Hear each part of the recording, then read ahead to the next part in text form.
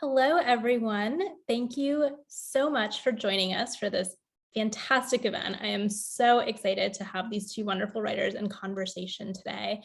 My name is Ishani Agarwal, and I work with Blue Stoop as an operations coordinator. Just want to give you a little bit of a sense of what we do. Blue Stoop is a home for Philly writers, and we're so thrilled again to have this beautiful event tonight. We offer rigorous classes in the craft of writing, an event series highlighting Philadelphia authors like this one, and free weekly drop-in programs and other community events. We nurture an inclusive literary community, and we create pathways to access writing education, inspiration, and professional support, and we celebrate Philadelphia's rich writing tradition. We'd also like to thank the Penn Treaty Special Services District for their generous support for tonight's program. So I'd love to invite our two writers to come on screen at this point, and I will just give a quick rundown of our plan for today, and then we'll get right to it. So Daphne is going to do a lovely reading for us, and it'll be followed by a Q&A with Faja. We'll also save some time at the end for audience questions, so please feel free to put those questions in the Q&A feature at the bottom of the screen. And now I'm going to get to our introductions. So to start, Daphne Palasi Andreades was born and raised in Queens, New York. She holds an MFA from Columbia University, where she was awarded a Henfield Prize and a creative writing teaching fellowship. She is the recipient of a Bread Loaf Writers Conference scholarship, among other honors, and Brown Girls is her first novel. And then with her today, we have Faja Muhammad, who is a writer and editor from Philadelphia, PA. She earned her MFA in fiction from Columbia University and B.A. in English with a minor in women's studies from Kutztown University. Her writing has been featured in the Columbia Journal Online and the Hennepin Review, and she was recently named 2021 runner-up for the Marianne Russo Novel in Progress Award with Key West Literary Seminar. Her work has received fellowships from the Tin House Summer Writers Workshop, the Rhode Island Writers Colony, and the Jack Jones Literary Arts Retreat. She is the co-editor of the forthcoming anthology, How We Stay Free, Notes on a Black Uprising from Common Notions Press and the Paul Robeson House and Museum, and is on the Blue Stoop Advisory Board, a nonprofit dedicated to Philadelphia writers. So with that, I'm going to go ahead and turn it over to you, Daphne. Great. Thank you so much, Ashani. And thank you everyone for coming tonight for this event to celebrate Brown Girls. I'm just going to be reading from the opening pages of my book. So I hope you enjoy. Brown Girls. We live in the dregs of Queens, New York, where airplanes fly so low that we are certain they will crush us. On our block, a lonely tree grows. Its branches tangle in power lines, its roots upend sidewalks where we ride our bikes before they are stolen. Roots that render the concrete slabs uneven, like a row of crooked teeth. In front yards, not to be confused with actual lawns, grandmothers string laundry lines, hang bed sheets and our brother's shorts, and our sneakers scrubbed to look brand new. Take those down, our mothers hiss. This isn't back home. In front yards grow tomatoes that have fought their way through the hard earth. Our grandmothers refuse canes. Our brothers dress in wife beaters. We all sit on stoops made of brick. The Italian boys with their shaved heads zoom by on bikes, staring, their laughter harsh as their shiny gold chains. Our grandparents weed their gardens, and our brothers smoke their cigarettes and in time, stronger substances we cannot recognize, whose scent makes our heads pulse. Our brothers who ride on bikes, lifting their front wheels high into the air. Brown. If you really want to know, we are the color of 7-Eleven root beer, the color of sand at Rockaway Beach when it blisters the bottoms of our feet, color of soil, color of the charcoal pencils our sisters use to rim their eyes, color of grilled hamburger patties, color of our mother's darkest thread, which she loops through the needle, color of peanut butter, of the odd gene that makes us fair and white as snow. Like, what's her name? Is it Snow White? But don't get it twisted, we're still brown. Dark as 7 p.m. dusk, when our mothers switch on lights in empty rooms, exclaim, oh, there you are. Thank you. Hi, Faja. Thank you so much. Hi, Daphne. How are you? Good. I'm so happy we're doing this. I'm happy we're doing this too. For folks who don't know, Daphne and I were in the MFA together. So this is a beautiful kind of homecoming, circling around event. And it's really beautiful that you started there, because like hearing you read that now, having read the entire book, I think part of that I heard in the MFA and in a few places that you read. But hearing you read it now in context of the entire story, it's like the perfect setup, right? Like you really kind of set up the world, like all of the parts that kind of move around these characters and these girls. You set up all of the kind of oppositional forces that they encounter in those first few pages, first few paragraphs. And then you give us the beautiful kind of glimpse into just like who they are on the surface. Yeah. And then you kind of take us deeper into who they actually are as people, as young women, and who they become. So I think that's just like, I like reading it, hearing you read it back, I think I got that you were just showing us just a glimpse of who they are, and you're going to take us so much deeper in the story. So I want to start, of course, from the beginning. I think this is the question that like all writers are asked, and they're also like, I have no clue. Barring the obvious, right? Like, you know, audience, Daphne is a brown girl from Queens. But I think it maybe goes to that surface part as well, in terms of, it's just the surface of who you are as a writer, who you are in relation to this story. So my question is, what was the inspiration, barring the obvious, to tell this story, and where did this coming of age tale come from? Yeah. Yeah, as you mentioned, Faja, I started writing the book during our MFA in my second year in 2017, which feels like a century ago, you know, with everything that's happened in the world. But yeah, I was in my second year of grad school, and I had a difficult first year. I don't know about you. I don't know if we ever talked about that. You did I don't too? think we did. Yeah, I had a tough year. Yep. Yes, it was adjusting. Yeah, for various reasons that I won't go into, you know, for this talk. But thankfully, in the second year, I think it was a lot better in terms of, like, for me, just finding better readers, mentors that I connected with a lot more. And one of those mentors, I don't know if you ever took a class with Elisa Chappelle. Yep. I'm so glad you mentioned her, because I wanted to get into what about her pushed you. Like, I read in the acknowledgements that she gave you that push, which I can imagine she did, because she pushed everybody. Yes, definitely.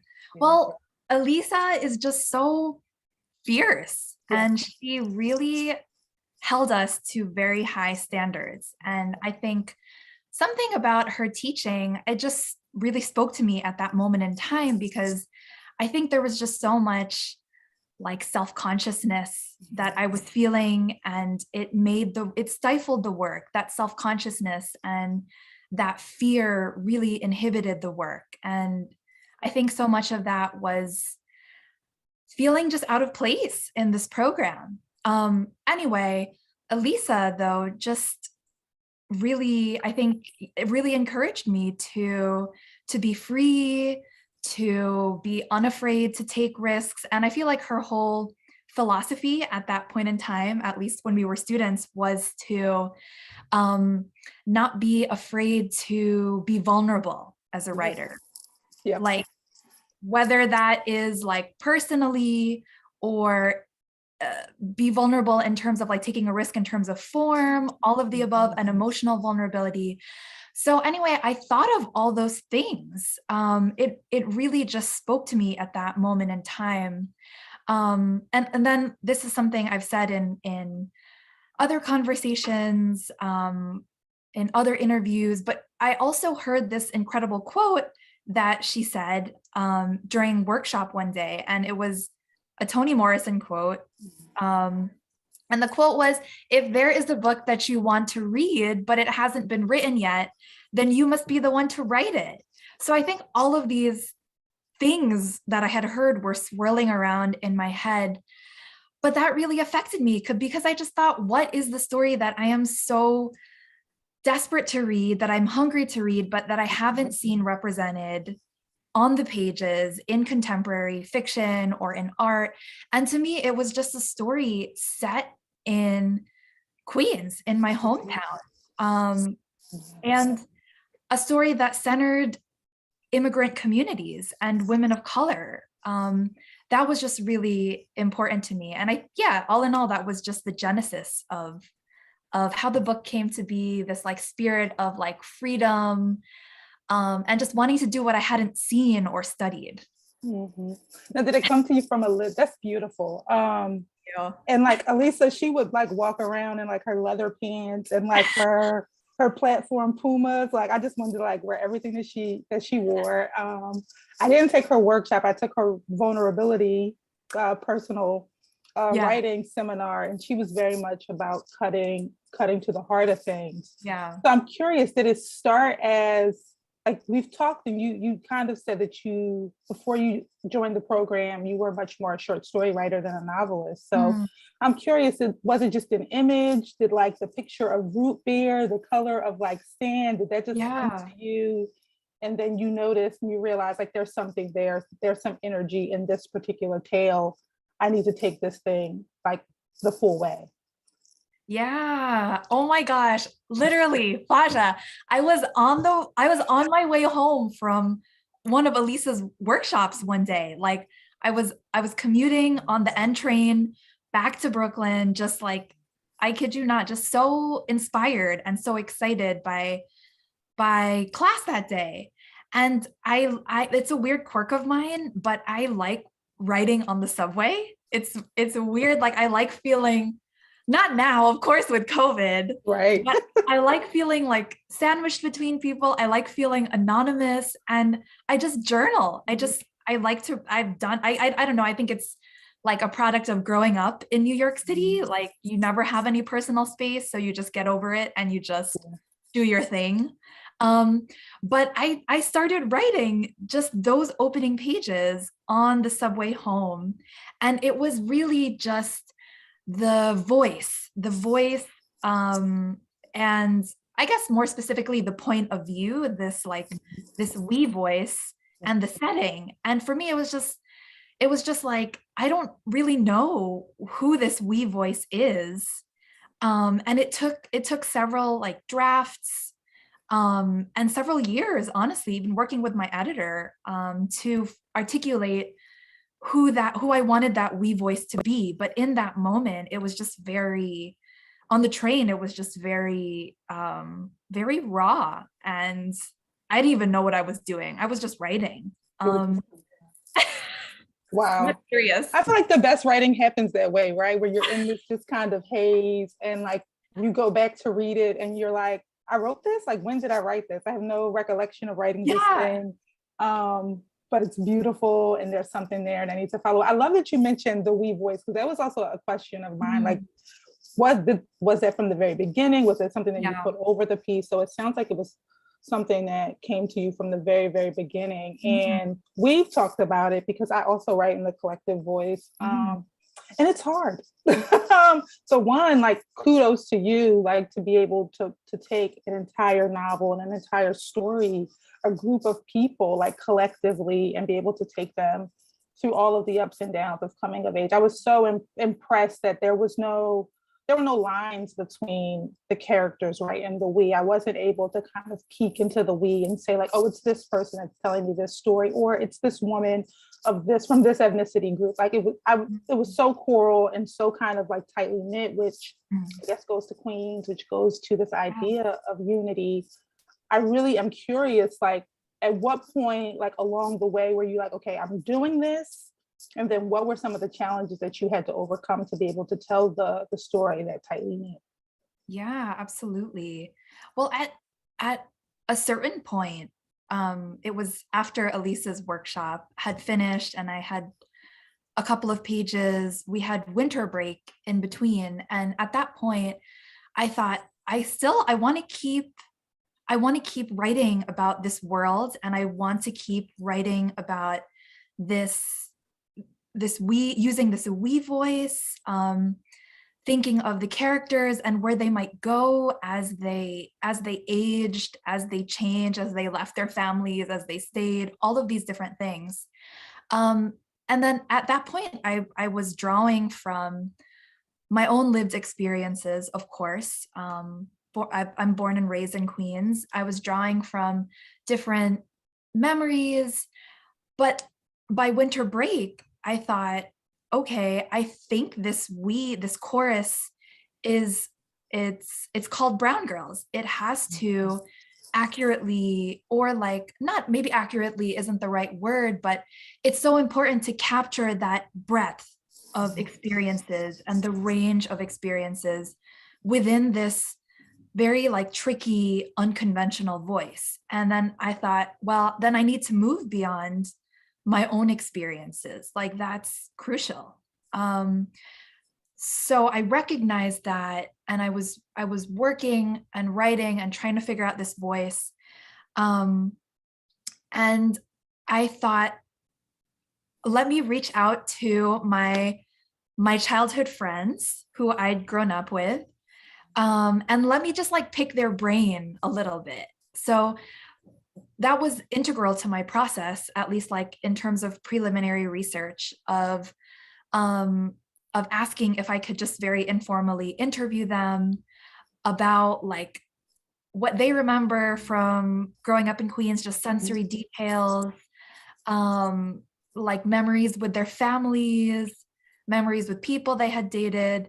And it was interesting because nothing they said made it into the book verbatim. Wow. Like, I had a friend that was like, oh, I would bike around the block. And another friend who said, I remember people coming home from the laundromat with like their bundles of laundry on their shoulder or something. Like, those details did not make it into the book, but still, like, the interviews just really informed the atmosphere and like the conflicts in the book. And just, it was so interesting, I mean, to see moments where our experiences as immigrant daughters, as women of color from this very specific place, where our experiences like overlapped, and then where they just totally diverged. And so that was just fodder for thinking of this voice. Yeah, it really comes through. And it's interesting that you say that, because you can feel the sense of childhood in the book. You can these feel like a group of friends, and it also feels like several groups of friends, right? Like there are these like roving groups that move throughout the book. And they feel like they know each other, and they feel like they've been through all of these things, but never do they feel like they come from one sensibility, or like they're all the same person, right? I can see the dimension within the we. So it's interesting that you said that you went to your childhood friends, because even if like the actual details didn't make it in, like the sensibility and that camaraderie really did make it into the book. Right. And it's interesting because you call it a chorus, right? We've talked about this, and I read an interview that you did on Bomb magazine. I thought it was really interesting, because I think like to write in a collective voice is a very intentional choice, right? Like there are some other POVs out there that are a lot easier. So you're making a statement by saying, I'm going to write about this community in this collective way.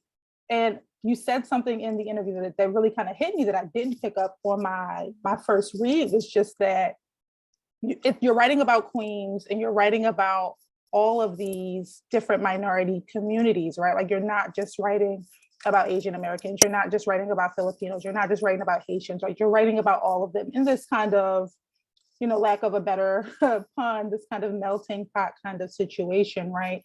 And this idea that in the community that we're in, or the situation that we're currently in the world, right? Like everything is so divisive, right? So like, why lay claim to just one specific experience when like the idea is that we do have all these shared experiences. They might be of different tenor, they might be, different circumstances, but that as minority women, we do share this similar experience. And I just wanted you to talk a little bit about at what point did the we take on that meaning for you? Ooh. I threw you a curveball. I love it. I appreciate it, Faja. Ooh, yes, like I said earlier, it really, I just started writing this we. I was very I was just drawn to it. It was very unconscious, but exactly like you described, there came a certain point of having to articulate, okay, who is this we, and then like why use this perspective, and do I have a right to like lay claim to like using this voice to talk about like, is it even possible to make that statement, oh, we do have shared experiences as women of color and immigrant daughters. Yeah, and that really made me stop and question and think, is this the road I want to take? Is this the road I want to embark on for this novel? And I think that was just the most beautiful and challenging part. But it really, I don't know, Faja, it really just made me think of history in a slightly different way. Like I was thinking of my own experiences and conversations with different friends, in trying to capture the we.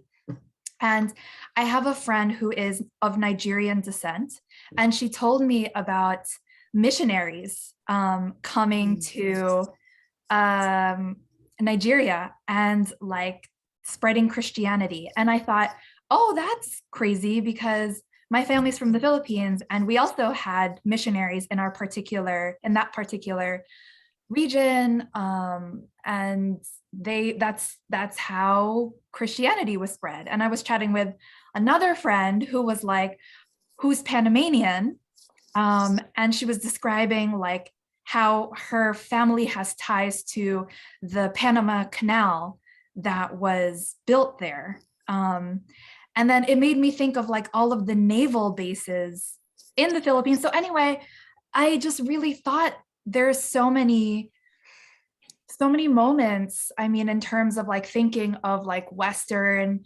imperialism, Western colonialism in our family legacies that I wanted to capture, and then how those forces shaped our families, like immigration journeys, assimilation journeys, and then not just the journeys, but like what it looks like for us for the next generation, for the second gen, to be here in the US and experience marginalization and prejudice and racism and sexism and the intersection of all those things.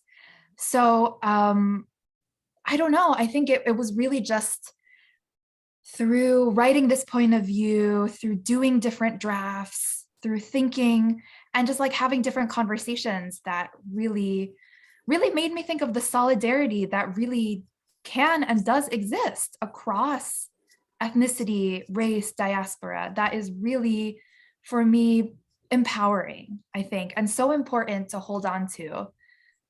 Yeah, that's my TED Talk.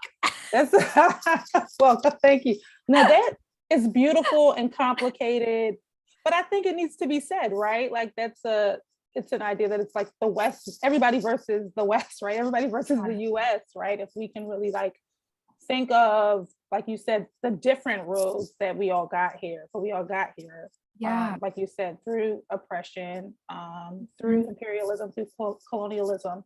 and we're here now, and we're in this place.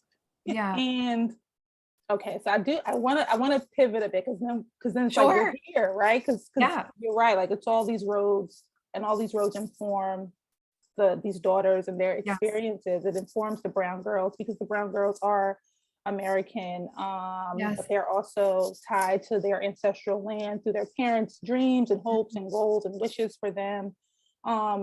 And the things that they often like hinge upon themselves. And you talked a little bit earlier about like this idea of like the universal, right? Like this kind of shared lived experience. But the thing that really struck me was the specificity, right? Like there are some very specific experiences in the book that hit me. It's like, well, I had no clue that was a cultural experience for, you know, first generation daughters, but also first generation sons. So I think we were talking, and I have a friend who's from Queens and who's also Filipino, and her brother like moved to San Diego, and it hit me as you were writing about the brothers moving. I'm just like, wait, what? Like, did she interview her for this book, or is this just something that is deep in your culture? It was such a specific experience, you know, that I, you know, had discussed with my friend that was in the book, that was just like, there are all of these beautiful cultural nuances that we don't see in people's lives, because we just see that kind of waxed over. And I really wanted you to just, how did you work to create that specificity in something that is, you know, so universal or seemingly broad? It's just all, I think it's just all in the details, that specificity. Like it was so important for me, you know, when I thought I want to use this we, I want to speak across and beyond different diasporas, you know. But yeah, how to do that, how to show that range, how to show that breadth. It is truly in the specificity that is shown like on a sentence level. And so for me, yeah, it was so important to just show that range of some girls, yeah, just the range of experiences and the diversity of experiences, even within this collective. But for me, it just, like I said, it really just came down to a sentence level, using as specific details as possible.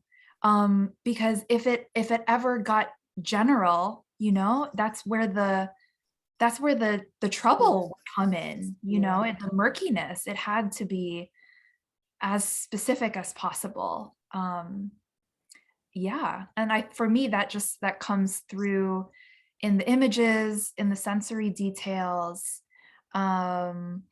I love poetry, and I studied poetry just as an undergrad before our MFA.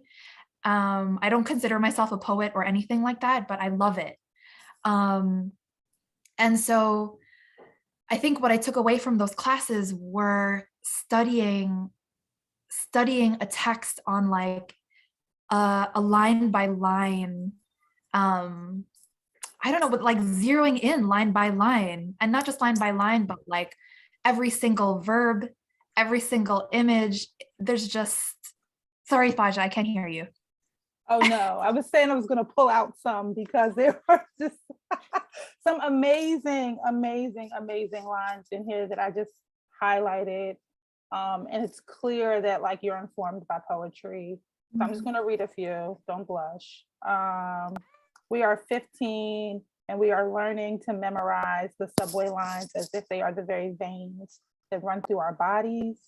I just was like hit by that, flagged that one. Our English impeccable, our mother tongues, if we were taught them at all, became atrophied muscles, half remembered melodies. I could flip to this book. So very. And read a bunch of them. I mean, I think it is that detail that you're saying that like brings out the different experiences within like this kind of like level plane, right? You're able to go deeper, come out, and share them. So I wanted to ask you, okay, so it's also a coming of age story, right? So like you use this collective voice to take us through some very serious experiences in their lives. And you take us through a wide breadth of time, right? Like starting with their teenage years into high school and then kind of going all the way. Right. And I was really curious because I think with coming of age, this like very like dire sense of like the kid is in danger, the girl's in danger, the boy's going to be in danger as they navigate this world. There was so much exploration, but I felt you handled it in a way that I never worried about them. I'm like maybe their mothers worried so much about them and like put so much pressure on them, but I, as a reader, never did. I was like, oh, these girls are fine. Like really? Yes, like even I think there was like, I think we talked about like the word strength, but also like this kind of inherited toughness that they mix with this very real vulnerability, right? Of growing up, of trying to find your own way in the world, of trying to take that cultural pressure, the pressure of your family to be something. They were able to really navigate that toughness and that vulnerability in a way that I felt like, even if I won't say they were always happy, but they were able to navigate that space of toughness and vulnerability. And I wanted to just know your thoughts on what did you want readers to understand or know about navigating that toughness, the cultural nuances or just expectations of their family members, their relationships to their brothers, right? Like as women, they had so many expectations placed on them. And I was curious about that mix. Oh my gosh. There's so many great questions in there. I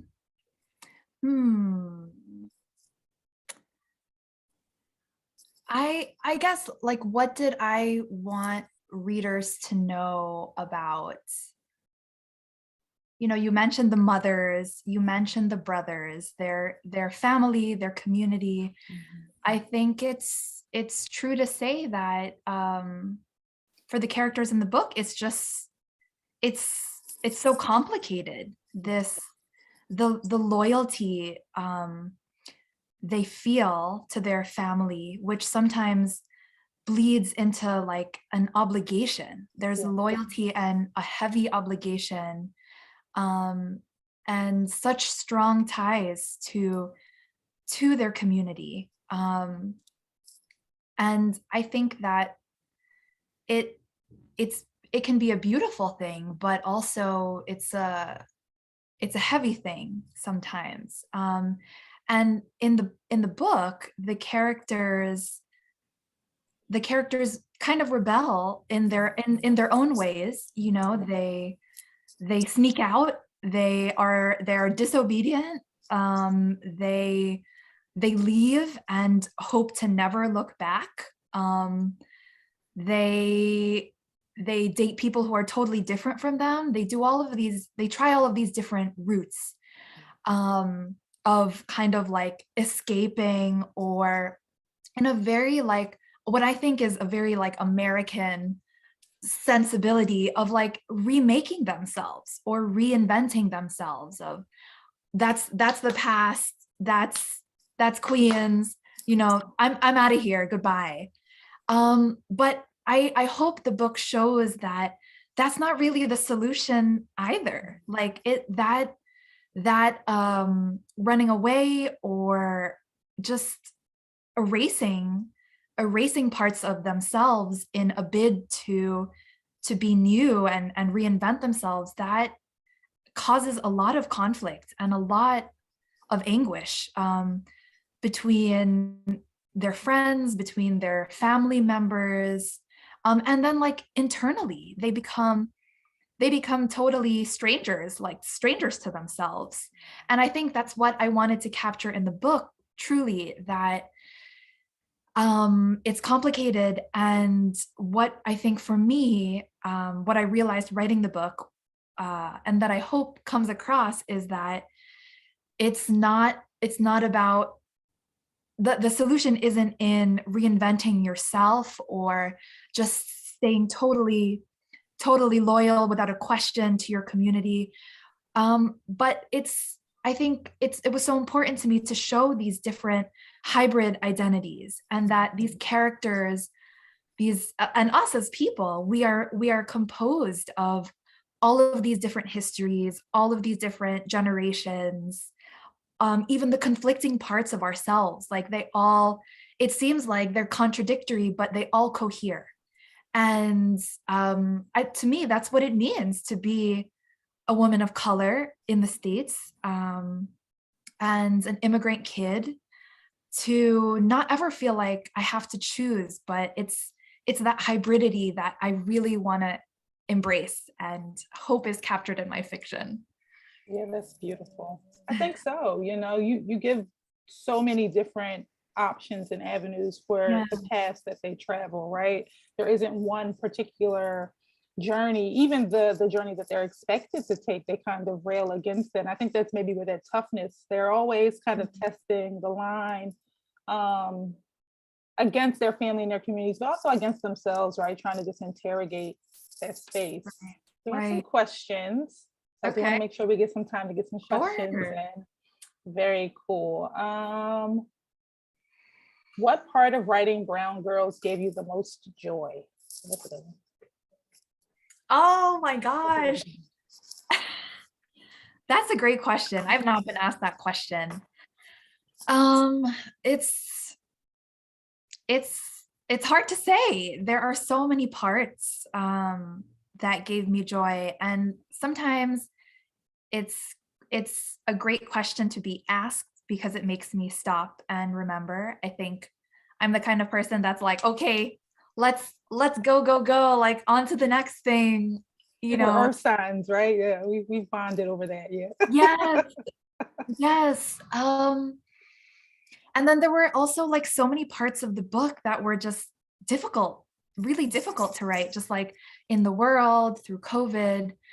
But in terms of joy, what gave me the most joy? It's hard to pick one thing, but it was very, very satisfying to complete the first draft. It actually took like 4 years to finish the first, even just one first draft, because I would start, I would stop, I would come back to it. I'd be like, oh, forget that project. I want to do something else. I'm tired of it.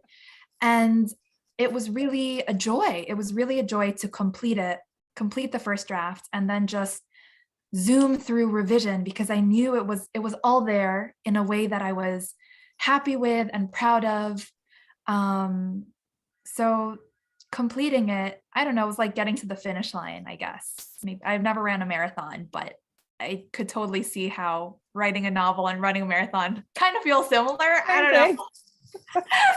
Yeah, I would agree. 4-year marathon. Yep, 4-year marathon. Lots of water breaks, lots of water stations. Yes. I will answer this question in terms of reading, because I do want us to do our song association, even if we just my gosh, one or two. Okay. One of the most beautiful things I thought was the way in which you were able to place us in time, right, with the song lyrics. And just take me even back to my own girlhood, like lots of Mariah Carey, lots of hip hop, some Biggie in here, some Aaliyah. It was this really beautiful song lyrics that felt very tangible. Like, oh, this is the 2000s. I got it. So I forced Daphne into doing a song association based on, like, those GQs. I give you a word and then you give me a song. So we'll just do 2. And I'm giving her titles of books that Brown Girls is very comparable to, and I think is in good community with. So maybe we'll start with the very classic, The House on Mango Street. The song that comes to mind is, because House on Mango Street, Sandra Cisneros is Mexican-American. The song that comes to mind is Dreaming of You by Selena. So that's what I would say. That's a good one. Also perfect in time too. Like they would definitely be listening to Selena at that time. Okay, and then I'll give you one more, The Buddha in the Attic. Ooh. Do you know this song? It's called Golden Slumbers by the Beatles. The first lyrics, the opening is, once there was a way to get back home again. Once there was a way. I'm not gonna sing anymore. But it's a song about like, it's feeling nostalgic for home, which makes me think of the characters in Buddha in the Attic. Faja, have you read Buddha in the Attic too? I have, yeah. Yeah, okay, Yeah. okay. As I was reading Brown Girls, I was just like, wow, like the ways in which you were able, like, so in our novel writing workshop, Victor talks a lot about like model novels. Yeah. And the ways in which, as writers, we extend on other books and the ways in which we take some of the best parts of other books. And I loved that Brown Girls felt like this extension or just like this complement to Buddha in the Attic, right? Yeah. Like the way in which you take that shared experience. A beautiful, beautiful book. We've got some more questions. What are you both excited to see more of in the literary community in the future? Ooh. What comes to mind for you, Faja? I was gonna say, this is your interview. No. That's a good question. You know, I think this is going to sound weird or maybe more joy, more fun, more like, I think we're in a very serious place in the world, right? Going into year 3 in the pandemic, and it's hard to kind of bring joy out of that, and even like some beauty. But I think anybody writing books or trying to be an artist at this time is doing a tremendous job. And I would just love to see us just celebrate that more, like have more fun in terms of like these very difficult things that we're grappling with as writers. So I don't know what that looks like, but I think just taking the beautiful parts of our work and kind of elevating and lifting those higher. Yeah, I love that. I think for me, I would just love to see, in response to that question, I would just love to see more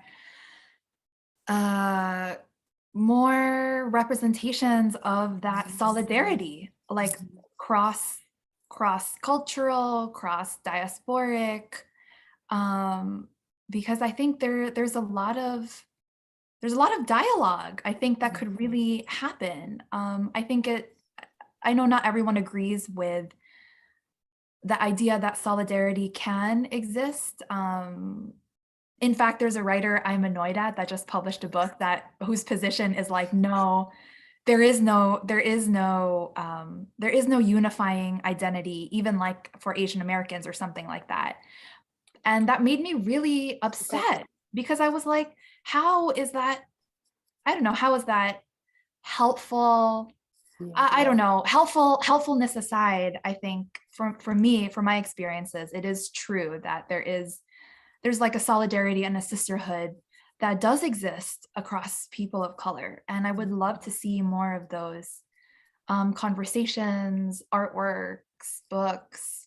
Yeah. That's what I would say. Yeah, that's beautiful. And even if it doesn't exist, can't we try? Yeah. We could just try and see how it works. So it's interesting, right? Because it is a complicated thing. Yes. It's a complicated topic, and it's fraught, right, with tons and tons of history.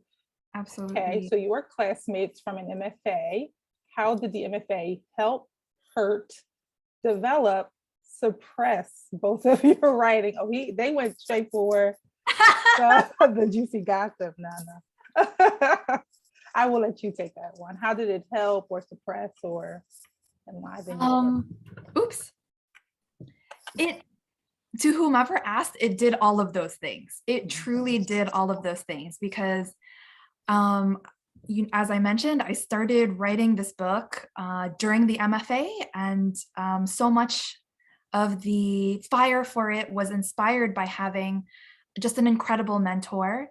Even though the MFA was difficult at times, I came out of the program with a handful of wonderful readers. And for me, I think all you need is a handful. You don't need necessarily 20. I mean, maybe it depends on the person. Well, now you have tons of readers. So. Yeah, I guess. Oh gosh.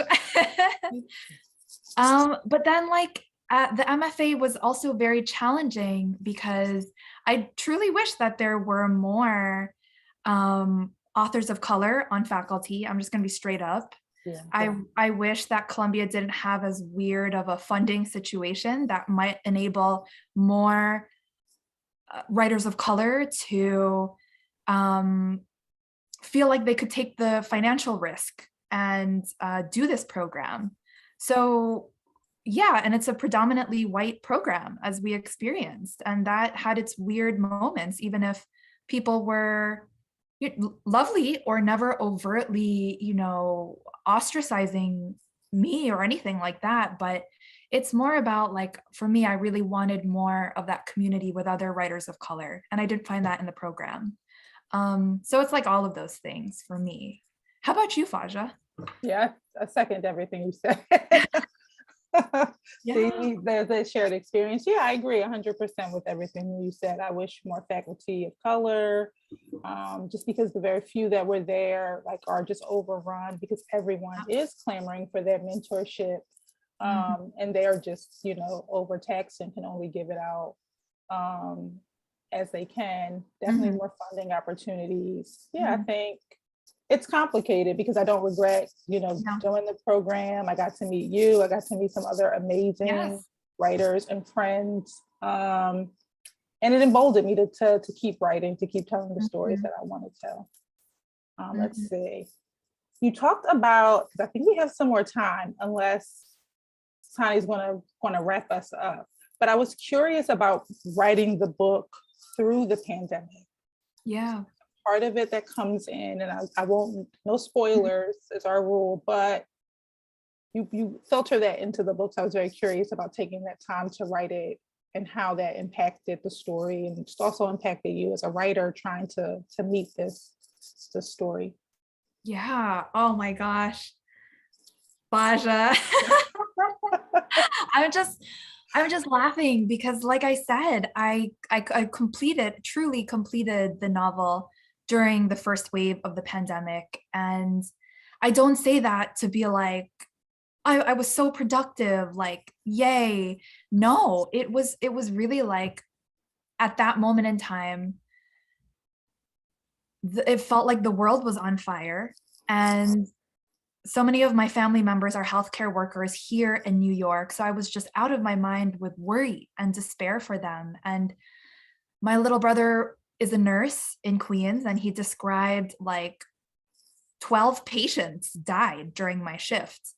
And I have to go back to work tonight, and I think it'll be another dozen. So it was just a different time anyway at that moment in time. But for me, I really felt that, like, writing and art and finishing this book, it was a hard time in the world, but the act of creating just, it gave me structure, it gave me stability, but it also, like, I did it for my spirit. I needed to do it for my spirit, because there was just so much death, and creating helped me feel like I wasn't dying, like on a spiritual level or metaphorical level. So that's where the book was born from, like, that, the hardship of that time, but I think just clinging to creating as a means of survival. Yeah. And it's all reflected in the book. It is. It's definitely there. You can feel that coming through. That's beautiful. It makes me think of Toni Morrison when she says, difficult times are not the time when, like, writers resign. It's when we get to work, right? Like, so, Damn. right. It's not about productivity. It's just about, like, I need this to reflect the world so that we can kind of move forward, so that I can move forward, so you can move forward. Yeah. This has been a joy. Yes. What advice would you, do we have more time? Look, I've got more questions. I could ask Daphne a ton more questions. I do want to know, what advice would you give to writers who are trying to balance the universal or a shared experience with the specific, the small moments of individual lives? Like, what advice would you give them? Ooh, it's difficult. It's difficult I think to encapsulate, but I guess for me, I guess I would say that it's more of an approach and a mindset toward, yeah, you're asking Faja about capturing the specific, writing about like the political and the personal, telling all of these different kinds of stories. And I think to write any story, it's having this approach of like, of open-mindedness, of curiosity, of being observant, of being bold enough to take risks and bold enough to fail, and to be tenacious and to keep going, you know? I could totally see someone trying to like write this wee voice and failing, but like you have to keep going and find great readers. So I don't know. I the first thing that comes to mind is like, what is the mindset that's necessary to create and to keep going? That's what comes to mind. Right, because everything else flows from there. Yeah. Yeah, it's beautiful. Okay, let's see what Sunny is saying. Okay, as we want to thank Harriet, yes, for hosting this event. If you guys want to get a copy, you can go to bookshop.org, or if you're local, you can go to Harriet's on Girard Avenue. Thank you, Daphne. Thank you for just being an inspiration. Thank you, Faja. Beautiful to witness and to hear the first glimpse, but then also just to be able to see a full project. It's really beautiful. Absolutely. I just want to thank you both. This conversation, I could listen to you for hours. Like, it's amazing to listen to your conversation, your camaraderie, and all that you have to share. You're both so talented. So thank you so much for spending this hour with us. And of course, on behalf of Blue Stoop, thank you to our audience also for attending and being here. Again, we do have copies available through Harriet's Bookshop. Link is in the chat. And I hope everyone has a wonderful rest of their night. Thank you. Good Thank you everyone for coming. Thanks, you. Jen. Thanks, Faja. Thanks, Blue Stoop. Bye-bye. Bye.